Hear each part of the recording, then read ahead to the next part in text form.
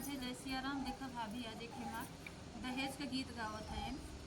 बहुत बढ़िया दहेज के गीत बाटे। आप लोग पूरा सुनिए, दहेज गीत शुरू से लास्ट तक सुनिए। पसंद आई आप लोग के तो बताइए, कमेंट में करिए, कमेंट करके बताइए कैसा लगे, ठीक। और लाइक जरूर करिए, अच्छा लगे शेयर जरूर करिए। चलो ठीक बा, गावत है, आप लोग सुनिए, जैसा लगे कमेंट चढ़ाई गाओगे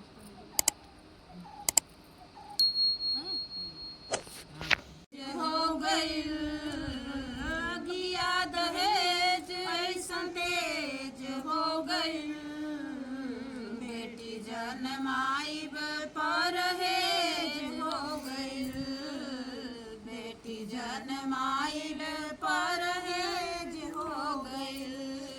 देर नहीं कुछो दिन में वो युग आई, ढेर नहीं कुछ दिन में वो युग आई। शादी कर बदे कंपटीशन देव जाई, ढेर नहीं कुछ दिन में वो युग आई।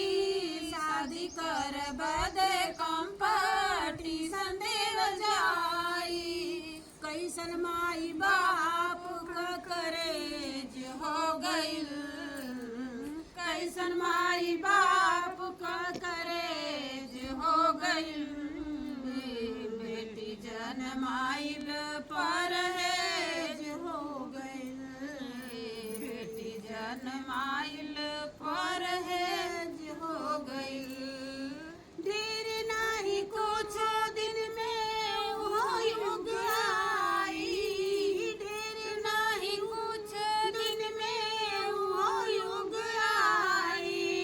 शादी कर बदे कंपटीशन देवल जाई, जुल्मी दहेज ऐसन तेज हो गईल, जुल्मी दहेज ऐसन तेज हो गईल, बेटी जनमाइल परहेज हो गईल, बेटी जनमाइल परहेज हो गईल। बाप भाई वंश से भी बढ़ के कसाई, बाप भाई कंस से भी बढ़ के कसाई।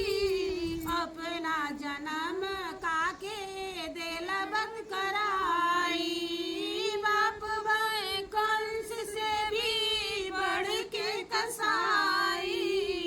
अपना जन्म काके देला बंद कराई, जुल्मी दहेज ऐसन तेज हो गईल, जुल्मी दहेज ऐसन तेज हो गईल, बेटी जनमाइब परहेज